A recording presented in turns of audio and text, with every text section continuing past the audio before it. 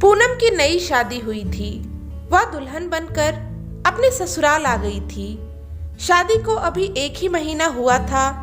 उसके चेहरे की रौनक गायब हो गई थी। शायद पूनम किसी बात से नाराज थी। पूनम की सास मधुरिमा जी ने कई बार पूनम की उदासी का कारण जानना चाहा, लेकिन पूनम हर बार बात को टाल देती थी। मधुरिमा जी मन में सोच रही थी कि शायद नए घर में अभी उसका मन नहीं लग रहा, इसलिए उदास रहती है, ज्यादा किसी से बात नहीं करती है। मधुरिमा जी आंगन में बैठी हुई थीं। तभी अचानक दरवाजे के बाहर से पूनम के भैया आते हुए दिखाई दिए। रमन पूनम को लेने आया था। मधुरिमा जी ने पूनम को जाने से मना नहीं किया। उन्होंने सोचा शायद पूनम अपने मायके जाएगी तो थोड़ा खुश हो जाए और उसके चेहरे की चमक वापस आ जाए। पूनम के जाने के बाद मधुरिमा जी ने अपने बेटे रोहन से पूछा, रोहन, तुम्हारे और बहू के बीच सब कुछ ठीक तो है ना? कोई बात तो नहीं? बहू बहुत चुपचाप सी रहती है। नहीं माँ, मैंने तो कुछ भी नहीं कहा और मुझे तो ऐसा कुछ भी नहीं लगता। ठीक है बेटा, शायद मेरी ही गलतफहमी हो, लेकिन बेटा फिर भी बहू से इस बारे में बात करके देखना, शायद तुमको बता दे। आखिर वह तुम्हारी पत्नी है। ठीक है माँ, पूनम को आने दो, मैं उससे बात कर लूंगा। अभी तो मैं ऑफिस के लिए निकलता हूँ, नहीं तो लेट हो जाऊंगा। शाम को जब रोहन घर पर आया तो देखा मधुरिमा जी उदास बैठी हैं। मधुरिमा जी ने रोहन की तरफ देखते हुए कहा, बेटा कल रविवार है, छुट्टी है तो तू अपना सामान अपने रूम से निकालकर मेरे रूम में रख दे और मेरा सामान अपने रूम में रख दे। मैं तुम्हारे कमरे में रह लूंगी। माँ, अचानक रूम शिफ्ट करने की बात कहाँ से आ गई? सब ठीक तो है ना माँ? अरे बेटा, मैं अकेले रहती हूँ तो तू अब मेरे कमरे में आ जा। मेरा कमरा बड़ा है। माँ, कोई जरूरत नहीं रूम बदलने की, जो जैसा है वैसा ही चलने दो। और अभी तो पूनम भी नहीं है घर पर, ऐसे में रूम चेंज करेंगे तो शायद पूनम को अच्छा न लगे। माँ, लोग तो पूनम के बारे में ही तरह तरह की बातें बनाएंगे कि आते ही बहू ने अपनी सास के कमरे में कब्जा कर लिया। उसने हंसते हुए कहा। उसकी बातें सुनकर मधुरिमा जी चुप हो गईं। शाम को माँ बेटे ने बैठकर खाना खाया। अगले दिन मधुरिमा जी फिर से पीछे पड़ गईं कमरा बदलने के लिए। मधुरिमा जी के जिद करने पर रोहन ने रूम शिफ्ट कर लिया। कमरे का सामान शिफ्ट करने के बाद मधुरिमा जी ने कहा, बेटा बहू के यहाँ से जो सोफा आया है उसे भी अपने कमरे में रखवा लो। रोहन ने अपनी माँ की बात सुनकर हैरानी से पूछा, माँ, आपके दिमाग में चल क्या रहा है? सोफा बाहर कमरे में रहने दो ना, मेहमान आएंगे तो बैठेंगे। पर बेटा, हमारे अपने सोफे भी तो हैं, वह रख ले बाहर। यह सोफा तू अपने कमरे में रख। माँ, यह नए सोफे हॉल में ही अच्छे लग रहे हैं, पुराने अच्छे नहीं लगेंगे यहाँ। बेटा तू जिद मत कर, बहू वाले सोफे उसके कमरे में रख दे। रोहन थोड़ी देर शांत रहा, फिर बोला, माँ सच बोलना, किसी ने आपसे कुछ कहा है क्या? अचानक से रोहन के मुंह से यह सुनकर मधुरिमा जी चिंतित हो गईं। नहीं नहीं बेटा, ऐसा कुछ भी नहीं है, तू बस जैसा मैं कह रही हूँ वैसा ही कर। आखिर में रोहन ने सोफा भी अपने कमरे में रखवा दिया। अगले दिन रोहन ऑफिस से आया तो देखा पूनम घर आ चुकी थी। रोहन घर पर पूनम को देखकर हैरान था, क्योंकि पूनम का कुछ दिन अभी यहाँ आने का मन नहीं था। फिर यह कैसे हो गया? रोहन ने कई बार नोटिस किया था कि माँ और पूनम के बीच अजीब सा तनाव रहता है। कभी दोनों आपस में खुलकर बातें भी नहीं करते। कुछ दिन इसी तरह गुजर गए। पूनम फिर अपने मायके चली गई। उसके बाद मधुरिमा जी ने रोहन से मंदिर को अपने कमरे में शिफ्ट करने के लिए कहा। बेटा, सुबह उठकर मैं पूजा करती हूँ तो तुम लोग डिस्टर्ब होते होंगे। माँ, किसने कहा आपको कि आपकी पूजा करने से हम डिस्टर्ब होते हैं? रोहन की बात सुनकर मधुरिमा जी थोड़ा हड़बड़ा गई थी। अरे बेटा, किसी ने कहा नहीं, मुझे समझ आता है। मधुरिमा जी ऐसा बोलकर चाय बनाने के लिए चली गईं। अब रोहन के मन में हलचल मच गई थी। आखिर कुछ तो इस घर में चल रहा है।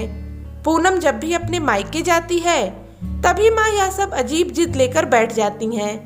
पहले कमरा, फिर सोफा और अभी पूजा घर। जब पूनम घर में होती है तो दोनों के बीच अजीब सा तनाव होता है। कुछ तो बात जरूर है जो माँ छुपा रही है। वहीं सोफे पर मधुरिमा जी का फोन पड़ा हुआ था। रोहन ने फोन उठाकर चेक किया तो देखा शाम को पूनम की मम्मी का फोन आया था। रोहन को समझने में जरा भी देर ना लगी कि कुछ तो गड़बड़ है। रोहन ने दोबारा माँ से पूछा। इस बार भी मधुरिमा जी टाल गईं और अंत में रोहन ने पूजा घर माँ के कमरे में रखवा दिया। अगले दिन फिर रोहन ऑफिस से आया तो पूनम घर आ गई थी। रोहन की आंखें खुली की खुली रह गईं। यह सब देखकर रोहन ने मन में सोचा कि जब माँ मुझे कुछ बताना नहीं चाहती तो मैं पूछूं तो किससे पूछूं। रोहन ने पूनम से पूछा तो पूनम ने कहा, मुझे नहीं पता। अब जब माँ कह रही हैं तो माँ को ही पता होगा। यह माँ की इच्छा है तो मैं क्या कहूँ। रोहन ने कुछ भी नहीं कहा, लेकिन अब उसके दिमाग में शक का कीड़ा बैठ गया था। कुछ दिन बाद पूनम वापस अपने मायके में गई। अब रोहन का शक यकीन में बदल गया। इस बार मधुरिमा जी ने पूनम के घर से दहेज में आया हुआ टीवी उसके कमरे में लगवाने के लिए कहा। इस बार रोहन बहुत बिगड़ गया। ऐसा क्या है माँ, आखिर आपने यह सब क्या लगा रखा है? मैं देख रहा हूँ जब भी पूनम अपने मायके जाती है तब आप यही सब करने लगती हैं। उसको यहाँ रखो, इसको यहाँ रखो। आखिर आपके मन में चल क्या रहा है माँ? आप मुझे क्यों नहीं बताती? मैं आपके लिए इतना पराया कब से हो गया? रोहन को इस तरह चिल्लाते हुए देखकर मधुरिमा जी की आंखों में आंसू आ गए और वह फूट फूट कर रोने लगी। बेटा, मैं बस यही चाहती हूँ कि तुम दोनों हमेशा खुश रहो। आखिर बेटा, मेरी उम्र ही कितनी बची है। मेरे कारण तुम्हारा घर टूट जाए यह मैं कभी नहीं चाहूंगी। अपनी माँ की बात सुनकर रोहन हैरान हो गया। उसने बड़े प्यार से अपनी माँ से कहा, माँ, सब कुछ सच सच बताओ, क्या हो रहा है? रोते रोते मधुरिमा जी ने रोहन को जो बात बताई उसे सुनकर रोहन के पैरों तले जमीन खिसक गई। मधुरिमा जी ने रोहन का हाथ पकड़कर कहा, बेटा, पहले तू वादा कर, तू मुझे छोड़कर नहीं जाएगा। मैं अकेली कैसे रहूंगी तेरे बिना? मुझे वृद्ध आश्रम छोड़कर मत आना बेटा। मैं तुम लोगों को परेशान नहीं करना चाहती। माँ, जो भी बात है खुलकर बताओ। आपको छोड़कर कहीं भी नहीं जाऊंगा। मैं आपका बेटा हूँ और हमेशा आपके साथ रहूंगा और मैं आपको वृद्ध आश्रम भी छोड़कर नहीं आऊंगा। मधुरिमा जी ने रोहन को बताना शुरू किया। बेटा, याद है जब तुम्हारी शादी के बाद पहली बार पूनम का भाई अचानक उसे लेने आया था और पूनम अपने मायके चली गई थी, तो मुझे यही लगा कि बहू को अपने घर की याद आ रही होगी, इसलिए वह घर जा रही है। बहू के जाने के बाद उसकी माँ का फोन आया था।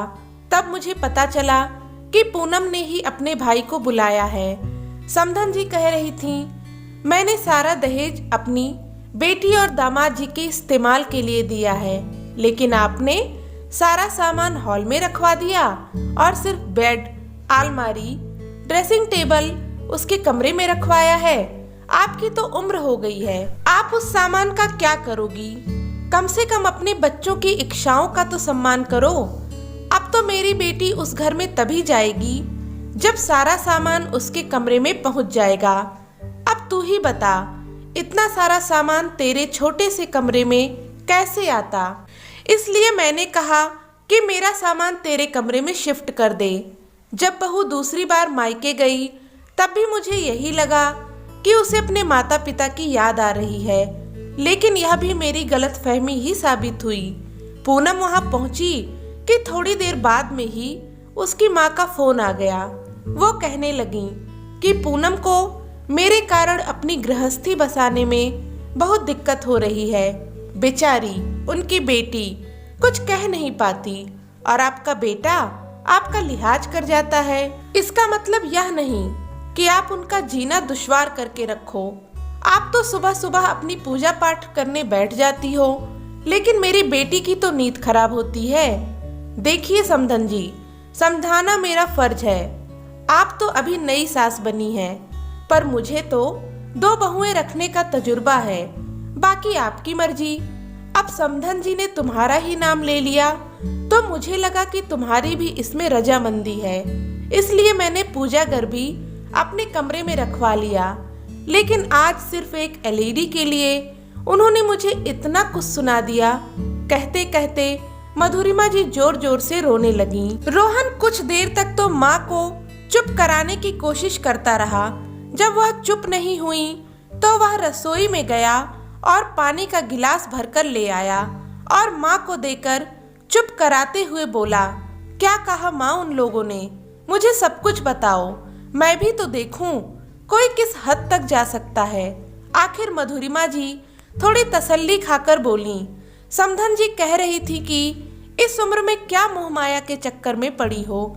मैंने टीवी मेरी बेटी को दहेज में यह सोच कर दी थी कि मेरी बेटी दामाद एलईडी पर अपने कमरे में आराम से मूवी देखेंगे। वह लोग तो इसका कोई फायदा उठा ही नहीं पाए। आपने तो एलईडी हॉल में लगवा दी। मेरी बेटी दामाद की मूवी की जगह इस पर आपके सत्संग चलते हैं।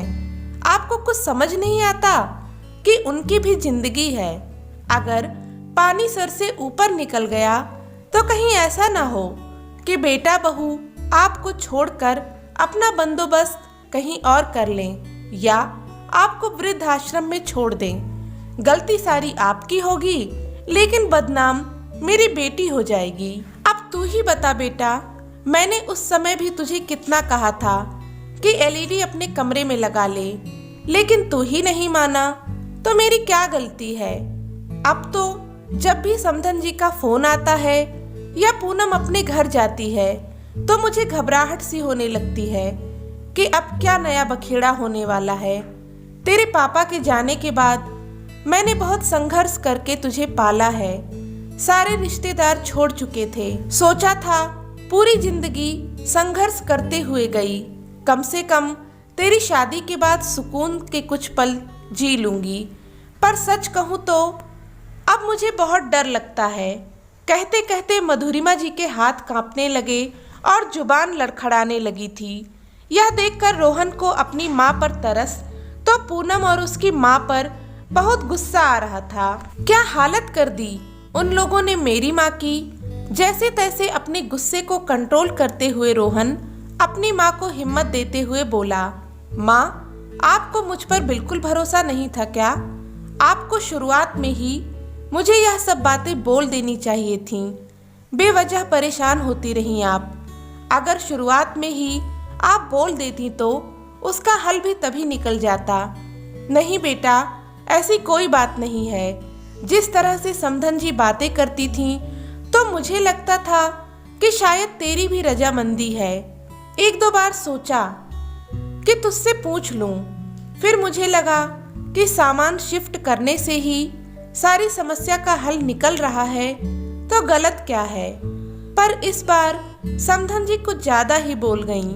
मधुरिमा जी ने अपनी तरफ से सफाई देते हुए कहा, वह अगर ज्यादा बोलती नहीं तो शायद आप मुझे कुछ बताती भी नहीं। पर कोई बात नहीं, देर से ही सही, आखिर पता तो चला कि हमारे साथ क्या हो रहा है। आप परेशान मत होना माँ, अब इसका निर्णय मैं बहुत जल्दी करूंगा। रोहन की बात सुनकर मधुरिमा जी घबराती हुई बोली, नहीं नहीं बेटा, तू ऐसा कोई कदम मत उठाना जिससे कोई समस्या खड़ी हो जाए। मेरे कारण तेरी गृहस्थी खराब हो मैं बिल्कुल नहीं चाहूंगी। माँ, गृहस्थी किसी एक इंसान के भरोसे नहीं चलती, इसमें 2 लोगों का बराबर योगदान होता है। पर यहाँ तुम्हारी बहू योगदान देना ही नहीं चाहती तो उसे उसी की भाषा में समझाना पड़ेगा। विश्वास करो माँ, मैं इस रिश्ते को सिर्फ एक मौका और दे रहा हूँ। नहीं तो जिस तरह का यह रिश्ता है ना, इसका टूट जाना ही बेहतर है, क्योंकि जिंदगी भर के दुख से एक बार का दुख बेहतर होता है। बस अपने बेटे पर विश्वास रखिए, कल का दिन कुछ अलग ही होगा। अगले दिन जब मधुरिमा जी उठी तो देखा रोहन जाग चुका था और फोन पर किसी से बातें कर रहा था। थोड़ी देर बाद मधुरिमा जी चाय बनाकर ले आईं और दोनों माँ बेटे चाय पीने लगे। इतने में दरवाजे की डोरबेल बजी। मधुरिमा जी ने जाकर दरवाजा खोला तो सामने 3 लोग खड़े थे। मधुरिमा जी ने हैरानी से उन लोगों से पूछा, आपको किससे मिलना है? उसमें से एक लड़का बोला, मैडम हम रोहन भैया से मिलने आए हैं, उन्होंने बुलाया है, आप उन्हें बुला दीजिए तो हम हमारा काम शुरू कर दें। इतने में खुद रोहन बाहर आ गया और आते ही बोला, अरे आ गए तुम लोग, चलो जल्दी जल्दी काम निपटाना है। मैं तुम्हें बता देता हूँ कि कौन कौन सा सामान उठाना है। तभी माँ बोली, रोहन कौन सा सामान उठाने की बात कर रहे हो, मुझे बताओगे? आखिर चल क्या रहा है? माँ बस मेरा साथ दो, हर समस्या का समाधान होता है। जिस तरह की हरकतें वह लोग कर चुके हैं उससे इतना तो समझ में आ गया कि उन्हें सीधा तरीका समझ में नहीं आएगा, तो बस अब दूसरे तरीके से समझा रहा हूँ। लेकिन तुम क्या करना चाहते हो बेटा, बताओ तो सही। मधुरिमा जी अपने बेटे से पूछे जा रही थीं।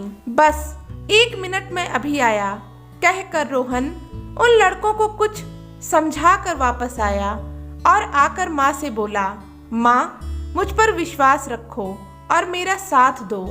थोड़ा सा कठोर तो आपको भी होना पड़ेगा, बस इतना विश्वास दिलाता हूँ कि मैं कुछ गलत नहीं होने दूंगा। फिर रोहन ने अपनी माँ को योजना समझाई। सुनकर मधुरिमा जी बोली, सब ठीक तो होगा ना बेटा, कुछ गड़बड़ तो नहीं हो जाएगी? अभी भी अपनी माँ को हैरान परेशान देखकर रोहन बोला, अरे माँ क्यों टेंशन ले रही हो, बस आप अपनी हिम्मत बनाए रखना। कहकर रोहन अपनी योजना पर अमल करने लगा। 2 घंटे बाद रोहन अपने ससुराल के दरवाजे पर था। जैसे ही उसने डोरबेल बजाया, बड़े साले साहब ने आकर दरवाजा खोला। उस समय घर के लोग नाश्ता कर रहे थे। उसे वहां आया देखकर सब लोग हैरान हो गए। पूनम की दोनों भाभी भी रसोई से निकलकर बाहर आ गईं। वहीं खुद पूनम और उसकी माँ उसे वहां देखकर हैरान थीं। इतने में ससुर जी बोले, अरे रोहन जी आप अचानक यहाँ कैसे? सब खैरियत तो है ना? हाँ पापा जी आप फिक्र मत करिए, सब खैरियत है। इतने में बड़े भैया भी बोले, अरे खड़े खड़े सब देख क्या रहे हो, दामाद जी आए हैं, उनके लिए भी चाय नाश्ता लगवाओ। रोहन ने बड़ी विनम्रता से हाथ जोड़कर कहा, नहीं भैया मैं नाश्ता नहीं करूँगा, अभी जल्दी में हूँ, ऑफिस भी जाना है। वह तो मैं यह सामान यहाँ रखवाने आया था। रोहन की बात सुनकर सब आश्चर्य से एक दूसरे की शक्ल देखने लगे। आखिर में पूनम की माँ ने कहा, दामाद जी कौन सा सामान रखने की बात कर रहे हैं आप? उनकी बात सुनकर रोहन मुस्कुराया और बोला, वही जो बाहर ट्रक में है। ट्रक में? सब हैरान रह गए और फटाफट निकलकर बाहर आए। देखा तो ट्रक में वह सामान रखा था जो पूनम को दहेज में दिया गया था। उस सामान को देखकर घर के सब लोग प्रश्नवाचक नजरों से एक दूसरे की तरफ देखने लगे। आस पड़ोस के लोग भी जमा हो गए। तभी पूनम की मम्मी बोली, दामाद जी ये क्या हरकत है, भला आप ये सब सामान यहाँ लेकर क्यों आए हैं? यह सब लाने से पहले आपने एक बार भी नहीं सोचा कि हमारी क्या इज्जत रह जाएगी? देखा नहीं यहाँ पर सब लोग खड़े होकर कैसी बातें कर रहे हैं? पूनम के पापा भी बोले, दामाद जी ये सब क्या है, मुझे तो अभी भी कुछ समझ में नहीं आ रहा। रोहन हाथ जोड़कर समझाते हुए बोला, देखिए ससुर जी ये दहेज आपकी बेटी का है जिसे आप लोगों ने दिया है, लेकिन वह घर तो मेरी माँ का है, जिसे मेरे पिता ने बनवाया था। अब माँ ने साफ साफ कह दिया है कि तुम अपना नया मकान खरीदो या फिर जिसका दहेज है उसके घर पहुंचा दो। मेरे घर में इस दहेज की कोई जगह नहीं। जब से यह दहेज घर आया है, मेरा चैन और सुकून खो गया है। तभी बीच में पूनम की माँ बोली, आप कहना क्या चाहते हैं? साफ साफ कहिए, आखिर समस्या क्या है आपकी माँ को? रोहन मुस्कुरा कर बोला, बस यही सासू माँ जी कि अगर दहेज में आप मकान भी दे देती तो आपकी बेटी को थोड़ा सहूलियत हो जाती। उसे यूं परेशान नहीं होना पड़ता और उसे बार बार यूं मायके नहीं आना पड़ता। रोहन की बात सुनकर ससुर जी, बड़े भैया सासू माँ को घूर कर देख रहे थे। वहीं दोनों बहुओं की नजर भी सासू माँ पर थी। सासू माँ ने तो चुप रहना ही ठीक समझा। आखिर उनकी पोल जो खुल चुकी थी बेटे बहू के सामने। उन्हें समझ में आ गया कि रोहन को सब पता चल चुका है और इस बार समधन जी भी थोड़ा सख्त हो गई हैं। लेकिन इतने में पूनम भी बोली, मेरे माता पिता की इज्जत की कोई परवाह नहीं है आपको, जो आप उनका दिया हुआ दहेज का सामान यहाँ लेकर आए हैं। यह भी नहीं सोचा कि मेरे माता पिता के दिल पर क्या बीतेगी। बैठकर भी तो बात की जा सकती थी ना। उसकी बात सुनकर रोहन बोला, अच्छा बैठकर भी बातें होती हैं क्या? मुझे तो पता ही नहीं था, क्योंकि तुमने कभी हमसे बात ही नहीं की। जब भी कोई समस्या होती है तो तुम यहाँ आकर बैठ जाती हो। पीछे से सासू माँ फोन करके मेरी माँ को परेशान करती हैं। यहाँ तक कि मेरी माँ को धमकी दे डाली कि उनकी बात नहीं मानी तो कल को बेटा बहू अलग हो जाएंगे या आपको वृद्ध आश्रम छोड़ाएंगे। तब तुम्हें मेरी माँ के बारे में ख्याल आया था। अब पूनम से भी कुछ कहने को नहीं बन रहा था। पर अब घर में सबको पूनम और सासू माँ के बारे में पता चल चुका था। आखिर बेटी कैसी भी हो, एक पिता उसका घर टूटने कैसे दे सकता है।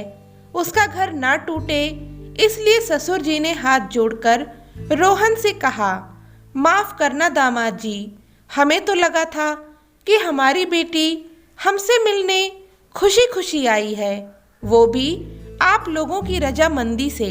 पर आज तक जो भी हुआ सो हुआ। आज के बाद ऐसी कोई हरकत नहीं होगी जिसके कारण आपको या समधन जी को परेशान होना पड़े। अब आप हमारा थोड़ा सम्मान रख लीजिए। आप इस दहेज के सामान को यहाँ से रवाना कर दीजिए। अपने ससुर जी को हाथ जोड़ा देखकर रोहन ने उनके हाथों को अपने हाथों में लेकर कहा, माफ करना पापा जी, मैं यह सब करना नहीं चाहता था, पर जिस तरीके से कल मैंने मेरी माँ को रोते देखा तब जाकर मैंने यह कदम उठाया। आखिरकार ससुर जी ने दहेज के ट्रक को वापस रोहन के घर भिजवा दिया और खुद पूनम और अपनी पत्नी को लेकर रोहन के घर की ओर रवाना हुए। वहां जाकर समधन जी से माफी मांगी और भविष्य में ऐसा नहीं होगा उनको आश्वासन दिया। तो दोस्तों, यह कहानी आपको कैसी लगी? उम्मीद करती हूँ कि आपको पसंद आई होगी। अगर आपको कहानी अच्छी लगी तो प्लीज़ इसे लाइक करें, शेयर करें और चैनल को सब्सक्राइब करना ना भूलें। धन्यवाद।